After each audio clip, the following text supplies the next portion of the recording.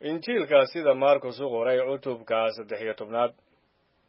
goortuu macbudka ka baxay xertiisa midkood ayaa ku yidhi eeg macallimow dhagaxyada iyo dhismaha siday u weyn yihiin ciise ayaa ku yidhi guryahan waaweyn ma arkaysaa halkan lagu dul dayn maayo dhagax kale dushiisa oo aan la dumin doonin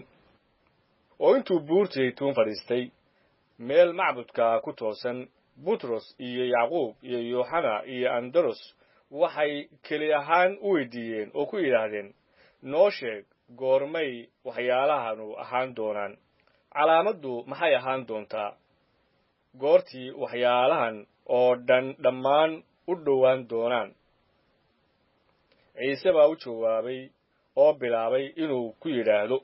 iska eeg ayaan laydin khiyaanayn qaar badan ayaa magacayga ku iman doona oo waxay odhan doonaan anigu waxaan ahay isaga oo qaar badan ayay khiyaanayn doonaan goortaad dagaallo maqashaan iyo dagaallo hadalhayntood habaqina waxaasu waa inay dhacaan laakiin dhammaadku weli weeye waayo qurun bay ku kici doontaa boqortooyana boqortooyo oo waxaa meelo kala duwan ka dhici doona dhulgariir iyo abaaro waxaanuna waa bilowga hoogagga laakiin iska jira waxaa laydin dhiibi doonaa shirar oo sunagogyo waa laydinku karbaashi doonaa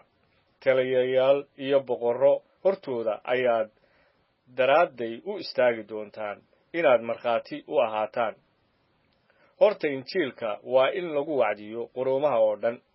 oo goortii laydin wado oo laydin gacan geliyo horta ha ka welwelina wixii aad ku hadli doontaan laakiin wixii saacaddaas laydin siiyo waxaas ku hadla waayo ma aha idinka kuwa hadlaya laakiin waa ruuxa quduuska walaalba walaalkiis wuxuu u dhiibi doonaa in la dilo aabbana wiilkiisa carruurna waalidkood ayay ku kici doonaan oo dhimasho ayay gaadhsiin doonaan dadka oo dhan ayaa magacayga aawadiis idiin nabcaan doona laakiin kan ilaa ugu dambaynta adkaysta kaasaa badbaadi doona laakiin goortaad aragtaan waxa baas oo hallaynta ah oo taagan meeshii uusan lahayn inuu taagnaado kii akhriyaa ha garto markaas kuwa yuhuudiya jooga buuraha u carareen kii guri fuushanuna yaanu guriga u soo degin oo gelin inuu wax ka soo qaato kii beer joogaana yaanu dib u soo noqon inuu dharkiisa soo qaato laakiin waa u hoog kuwa uurka leh iyo kuwa wakhtigaas ilmo nuujinaya barya inaan waxaasu noqon wakhtiga qabowga waayo maalmahaas waxay ahaan doonaan dhib sida mid aan jirin tan iyo bilowgii abuuritaanka oo ilaah abuuray mana jiri doonto weligeed oo haddaan rabbigu wakhtigaas gaabin ninna ma uu badbaadeen laakiin kuwuu doortay aawadood ayuu wakhtigaas u gaabshay markaas haddii nin idinku yidhaahdo waa kan masiixii ama waa kaas ha rumaysanina waayo waxaa kici doona masiixyo beena iyo nebiyo beena oo waxay samayn doonaan calaamooyin iyo yaabab si ay xataa kuwa la doortay u khiyaaneeyaan hadday u suurtoodo laakiin idinku iska jira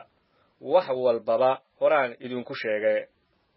laakiin wakhtigaas dhibtaas dabadeed qorraxdu waa madoobaan doontaa dayaxuna ma nuuri doono xidiguhuna cirka waa ka soo dhici doonaan xoogagga cirka ku jirana waa la gariirin doonaa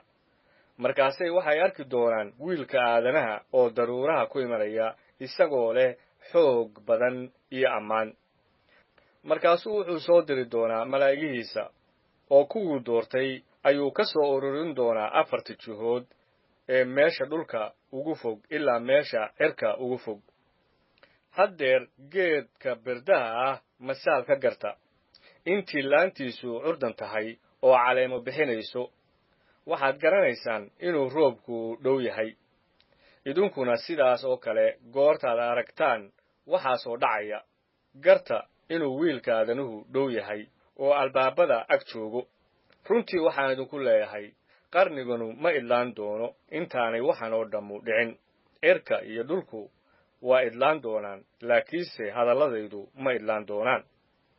laakiin maalintaas iyo saacaddaas ninna waxba kama oga malaa'igaha jannada ku jira iyo wiilka toonna midna ma oga aabbaha keliya maahee iska jira oo soo jeeda waayo ma ogidin wakhtigu goortuu yahay waa sidii nin dal kala tegey oo gurigiisii kaga tegey addoommadiisa oo uu amar ku siiyey nin walbana shughulkiisa